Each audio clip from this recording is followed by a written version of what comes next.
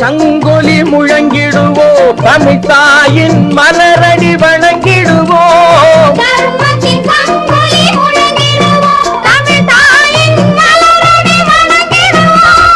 அமைதியை நெஞ்சினில் போற்றி வைப்போம், ஆனந்த ஜோதியை ஏற்றி வைப்போம்.